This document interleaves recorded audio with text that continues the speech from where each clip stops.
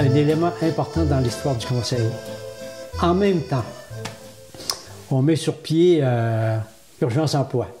Ça a été un de mes bébés importants. Urgence Emploi, c'est la crise de 80 nous avait montré les dégâts que ça fait. On avait essayé de pallier avec les délégués sociaux. Mais il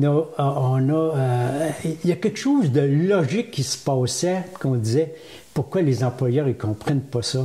Pourquoi c'est pas de même? C'est quand, moi, mes contacts, mes liens ont été principalement avec le secteur industriel. Tu sais, quand quelqu'un travaille sur une machine, dans un département, dans telle organisation d'entreprise, n'importe où, on sait c'est quoi les problèmes, parce qu'on est terrain. On est capable d'identifier, on les voit venir, mais plus que ça, on entend dire, puis on se disait, c'est à moi, là, il me semble que c'est pas de même que ça se passerait. C'est à moi, là, il me semble que je ferais ça. C'est à moi, là, jamais j'aurais accepté ce client-là, tu sais. Et ça venait comme spontanément, tu sais. Et là, il y a la richesse importante d'une entreprise, là, elle est là, c'est sur le plancher. C'est les gens qui, à force de bras, puis avec leur ménage, sont capables de la faire avancer. Mais on n'avait jamais notre place. On n'avait pas notre place. Donc, si on est capable de se faire entendre, on est capable de suggérer des choses, peut-être qu'on pourrait réussir à sauver nos emplois. Bref, on met sur pied Urgence Emploi, principal rôle, intervenir de façon précoce pour empêcher les fermetures d'usines.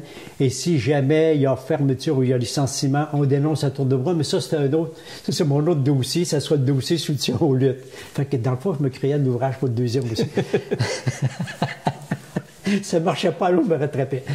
Et là, mais quel succès on a eu. Alors, l'idée, c'était, prenons les devants et approprions-nous, appropriation pas culturelle, mais approprions-nous quelque chose qui appartient au boss, c'est la gestion de l'entreprise. Et là, on s'est donné un programme à la lumière de ce qui s'est passé dans l'Est américain, dans les quartiers. J'oublie tout ça, là. En tout cas, Nancy Nimtam, elle serait capable de nous rappeler. Il y avait une expérience d'intervention sur les signes précoces de difficultés. Alors là, on s'est donné un programme pour intervenir sur les 5 fonctions de l'entreprise, sur celle de l'organisation du travail, la formation de la main-d'œuvre, vente et marketing, les finances, même chose que... La production. La production. Là, on a formé, donc on a réussi à vendre l'idée au Conseil du travail, dans nos assemblées, dans les comités, pour dire aux gens, regardez, là, la crise de 80, là, on ne veut plus l'avoir. Celle de 90, là, qui est commencée, là, il faut arrêter de faire autant de victimes que celle de 80. Donc, prenons les devants. Et les membres, ils ont acheté ça facilement parce qu'ils se reconnaissaient. C'est vrai, c'est nous autres qui sait comment ça fonctionne, puis on a des bonnes idées comment ça pourrait fonctionner autrement. Et là, on s'est mis les groupes qui étaient volontaires, à faire des diagnostics d'entreprise. Et là, on a fait appel. Les usines, là, les entreprises où ça va mal, là, faites-nous signe, on va vous équiper, on va vous aider. J'avais comme équipe Marie-Danielle Lapointe et Denis Fréchette. Ça s'appelle être en voiture. Hein? Fait que c'est avec eux autres qu'on a bâti ça. Et là, curieusement, les premières entreprises qui sont venues, c'était à la fois du secteur industriel et à la fois des hôpitaux.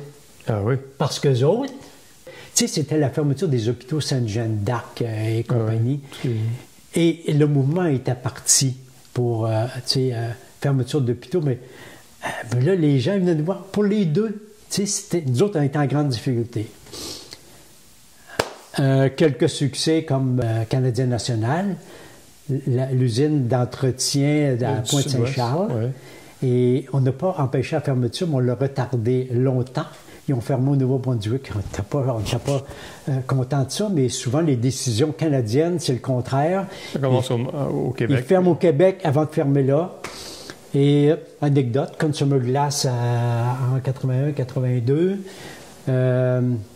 Consumer ferme à Candiac. Et le directeur de l'usine, c'est Lorient Tremblay, un bon francophone du Saguenay, parle français. Cette usine-là, ils font du verre, font des bouteilles. Elle est rentable. Seule usine au Québec et dans l'Est du Canada qui fait des bouteilles de couleur. Et ils la ferment. Au lieu de fermer Toronto, l'usine était déficitaire. Parce qu'on avait un Québécois qui parlait, je pense, uniquement français. Ils l'ont fermée, cette usine-là.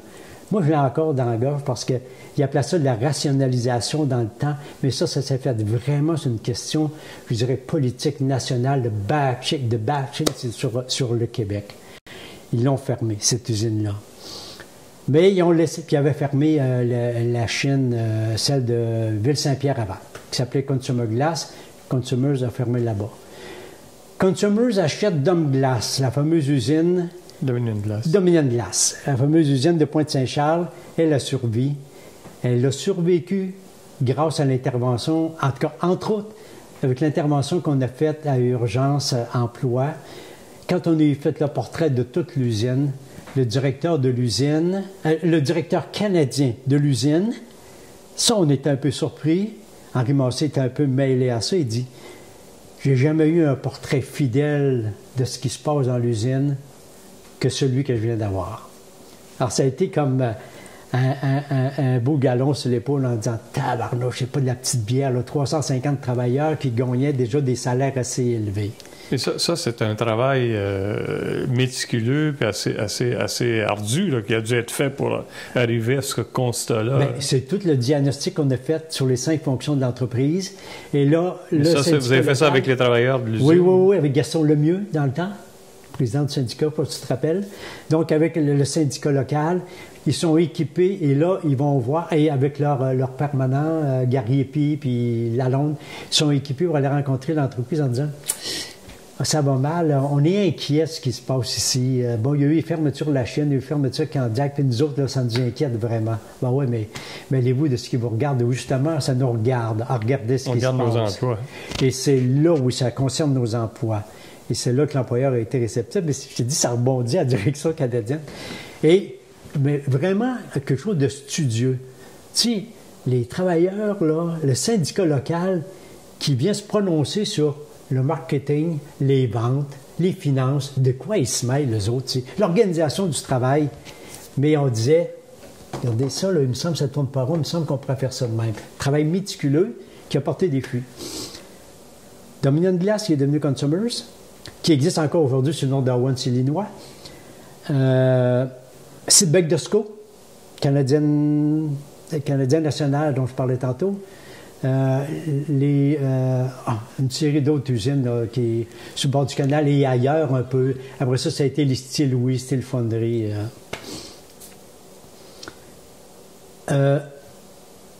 Parallèlement à ça, il y a un cégep qui vient nous voir, qui est le cégep Marie-Victorin. Les gens ils disent hey, nous autres, ça va mal à la shop. C'est sans eux de mots, ça va mal à la shop. On fait l'exercice avec eux autres. Et portrait assez inquiétant. Et quand tu soumets ça à la direction, fin de non-recevoir. L'hôpital Sainte-Jeanne d'Arc, Francine, je ne sais pas trop qui, là, trop tard.